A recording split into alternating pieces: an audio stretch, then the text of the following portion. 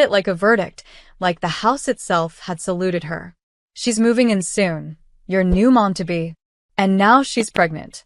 She says you need to leave, because she wants your room. The grocery bag handles dug into my fingers. The jalapenos at the top clicked together with each heartbeat. Through the entryway, I could see the stairwell gallery I'd hung with a level and blue painter's tape, all the frames straight as soldiers. It was the only straight thing left in this conversation. I set the bags on the console and let the door whisper shut. For a beat, we just breathed the same air, his thick with entitlement, mine measured like I was counting to 10 without moving my lips. I turned, met his eyes. Man, I said, slow enough for the syllable to land. I even tilted my head toward him, so he couldn't pretend he'd misheard. I own this house. He blinked a little, like the word own had teeth he'd forgotten about. Then he barked out a laugh that didn't reach his eyes. Don't be dramatic. We're family. Families adjust. A sandal clacked at the top of the stairs. She appeared, hand on a new ring, the other resting below a carefully rounded belly beneath a cream sweater that looked like it had never met a washing machine. Perfume drifted down the stairwell, vanilla and something citric. She looked at the railing like it already belonged to her. We'll make this easy, she called. Your room is sunnier. I need the sunlight. Doctor's orders. You can take the den. The den, I repeated, letting the word roll over the part of my brain that remembered converting it from a garage. Insulation, drywall, permits, while Dad couldn't find his wallet. The den has no closet. She smiled.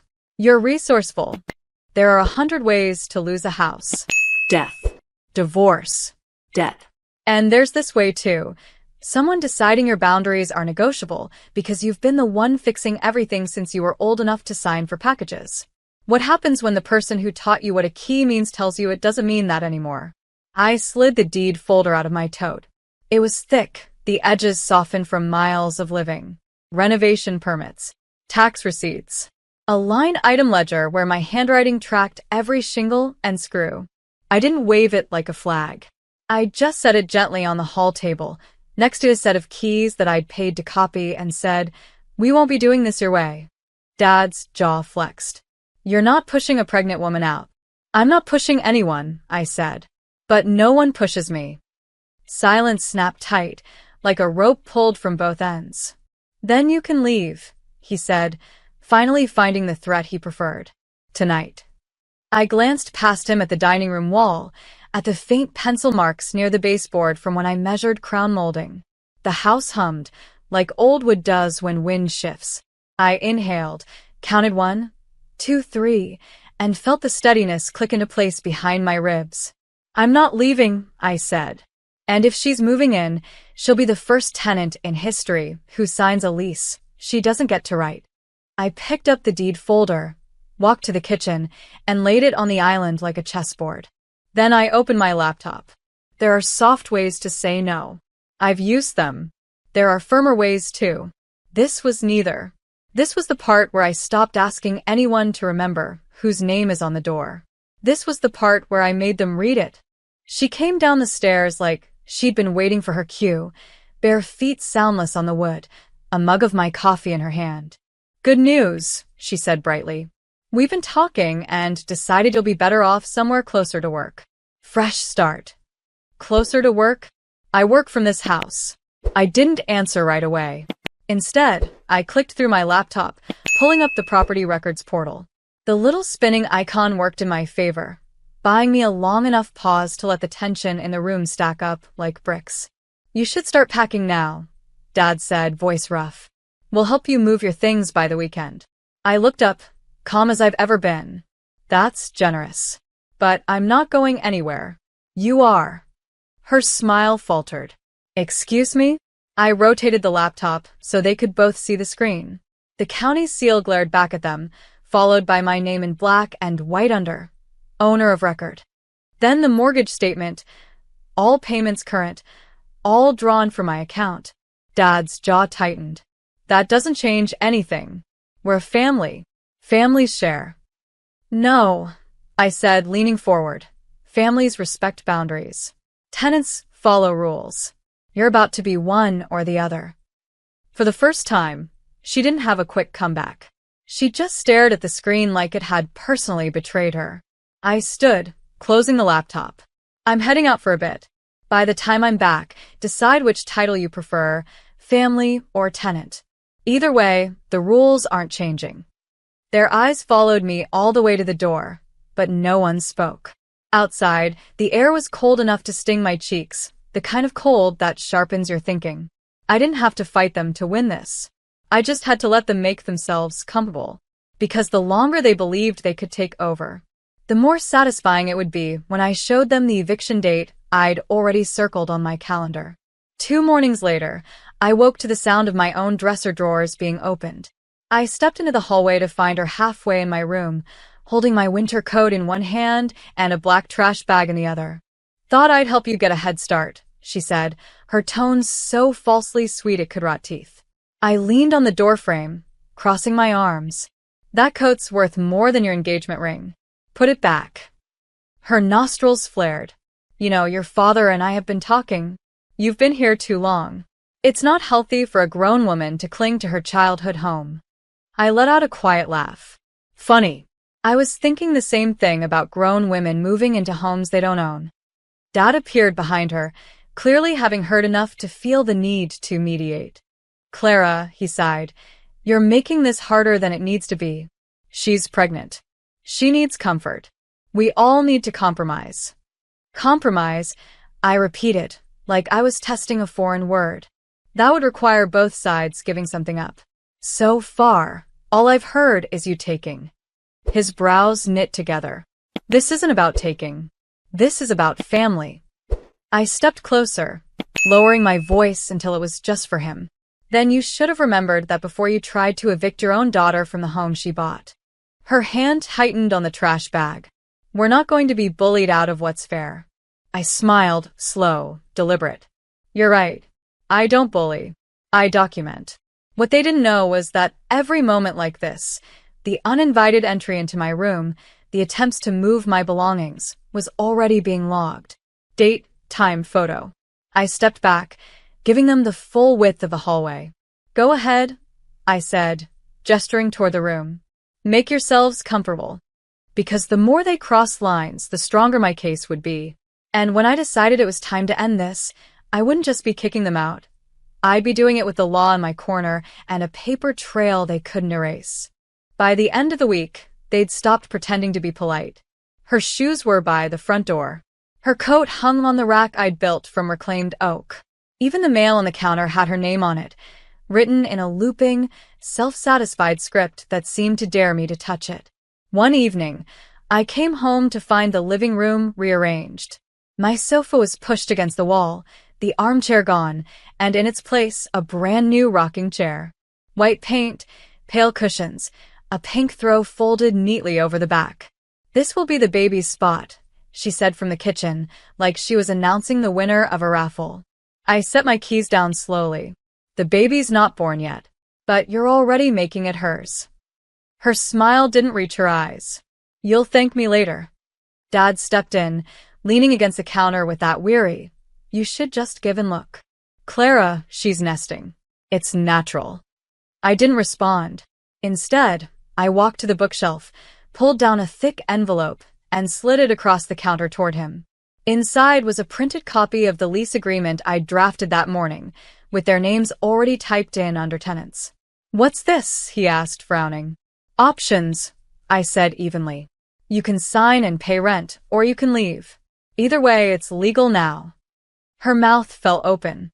"You can't be serious." "Dead serious," I said. "And before you say anything about family, remember, you stopped treating me like family the moment you told me to get out of my own house." They didn't touch the envelope. I didn't push it closer, because this wasn't about making them agree in the moment. It was about planting the seed, the awareness that every inch of ground they thought they'd claimed was still mine. And soon, I'd prove it in a way they couldn't ignore.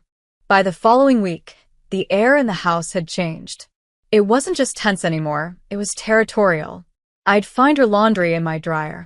My spices shuffled around in the pantry. Once, She even accidentally moved my office chair into the garage to make space for the nursery rocking chair. I didn't argue. I didn't touch a single thing she altered. Because I wasn't building my case anymore. I was arming it.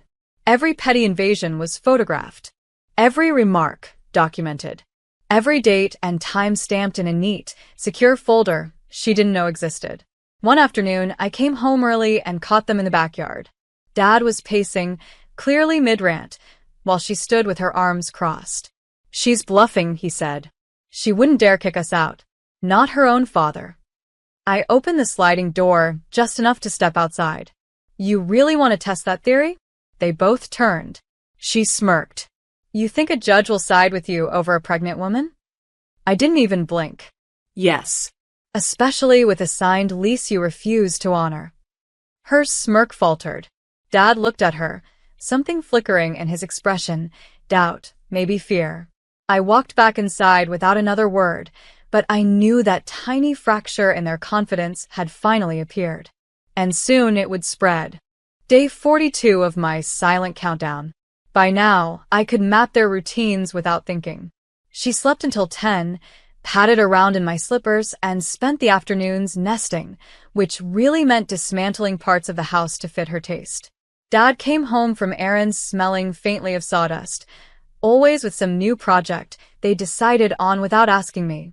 That morning, a delivery truck pulled up. 2 men carried in a massive crib, the kind that looked like it belonged in a catalog for people who liked to pretend money grew on trees. She didn't even glance at me as they set it up in my bedroom. I leaned on the doorway, watching the polished wood go up piece by piece.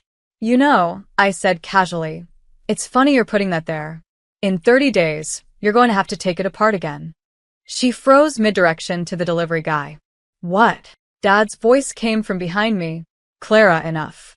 We told you." I turned to him, calm, even bored. 30 days, Dad. That's when the notice expires. That's when the locks change. That's when you're no longer my problem. Her eyes darted between us. "You're bluffing." I stepped into the room, running my hand over the crib's edge.